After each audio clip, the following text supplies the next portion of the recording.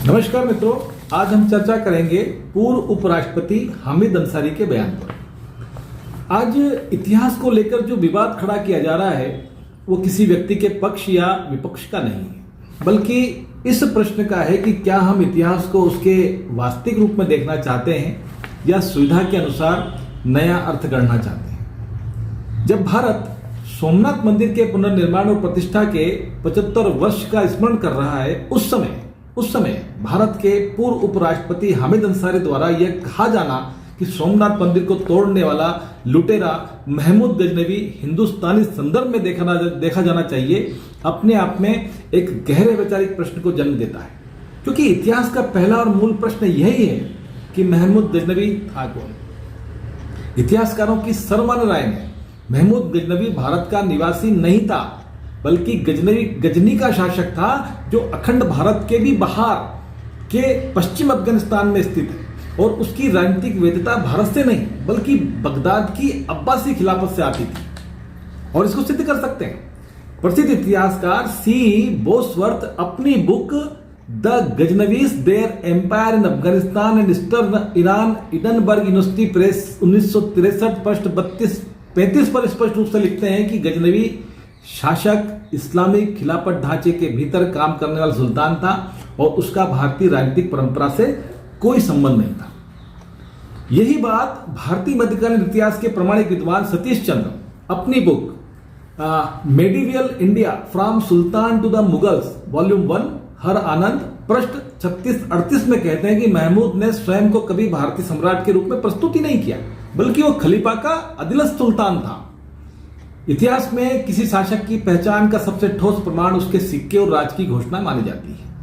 महमूद गजनवी के सभी सिक्के अरबी भाषा में हैं, जिन पर अब्बासी खलीफा का नाम अंकित है। न संस्कृत का प्रयोग है, न किसी भारतीय प्रतीक या देवता का। कहीं कहीं शारदा लिपि में कुछ लिखा है।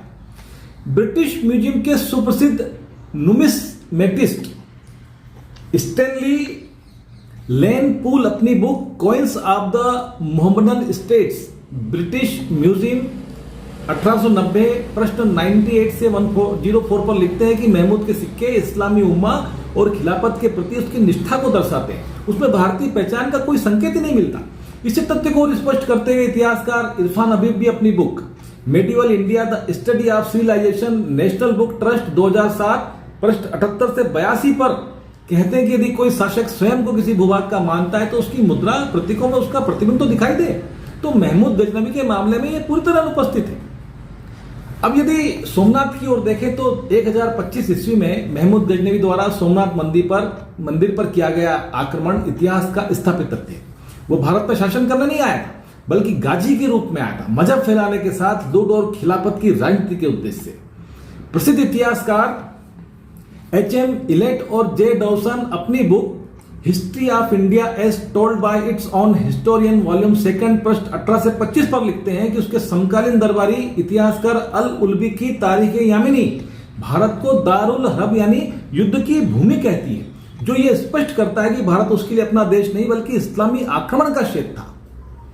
इस संदर्भ में यह भी महत्वपूर्ण है कि वामपंथी इतिहास लेखन की पुरोधा अर्बन नक्सल रोमिला थापर भी अपनी book Somnath the many voices of history Penguin India से पब्लिश हुई 2004 में पृष्ठ 45-47 में स्वीकार करती हैं कि सोमनाथ पर आक्रमण मजहबी था और महमूद की पहचान किसी भी अर्थ में स्थानीय भारतीय शासक की नहीं थी।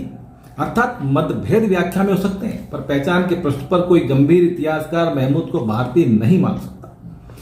इसी ऐतिहासिक पृष्ठभूमि में जब आज सोमनाथ के स्मरण वर्ष के दौरान महमूद गजनवी को हिंदुस्तानी या भारतीय संदर्भ में प्रस्तुत करने की कोशिश होती है, तो यह केवल एक शब्दावली का प्रश्न नहीं रह जाता, बल्कि उस सभ्यतागत स्मृति को कमजोर करने का प्रयास बन जाता है जिसने आक्रमण को धार्मिक हिंसा के रूप में पहचाना है। यदि हम हमलावर को अपना कह देंगे तो आक्रमण सामान्य सत्ता संघर्ष बन जाएगा और ऐतिहासिक पीड़ा केवल एक फुटनोट बनकर रह जाएगी, जिससे किसी कांग्रेस को वोट का फायदा हो सकता है, लेकिन देश को बिल्कुल नहीं। सोमनाथ पर हामिद अंसारी के बयान से उनसे जुड़े अन्य विवाद, जैसे उन कुख्यात माफिया मुख्तार अंसारी से उनके रिश्ते, और राष्ट्रीय सुरक्षा को खतरे में डालने से जुड़े से आरोप, पाकिस्तान से जुड़े उनके प्रसंग कानूनी रूप से सिद्ध न भी हो फिर भी वे सार्वजनिक विमर्श का हिस्सा रहे हैं। लेकिन इन सबके बीच सबसे गंभीर प्रश्न वही है जो इतिहास से जुड़ा है, क्योंकि इतिहास केवल अतीत का बयान नहीं बल्कि वर्तमान की दिशा तय करता है। अंततः इतिहासकारों की पुस्तकों समकालीन फारसी स्रोतों, सिक्कों और प्रशासनिक व्यवहार चारों स्तर पर प्रमाण यही बताते हैं कि महमूद गजनवी अखंड भारत के भौगोलिक, राजनीतिक या सांस्कृतिक दायरे का निवासी नहीं था, बल्कि वह भारत के बाहर का विदेशी आक्रमणकारी था। यही इतिहास है, और इतिहास को ना तो छिपाया जा सकता है, ना सुविधानुसार बदला जा सकता है, क्योंकि इतिहास अपने प्रमाण स्वयं बोलता है। जिस प्रकार अपने ऐसे बयानों के लिए हमीद अंसारी जैसों को भी इतिहास हो सकता है कि भारत का गद्दार कह दे।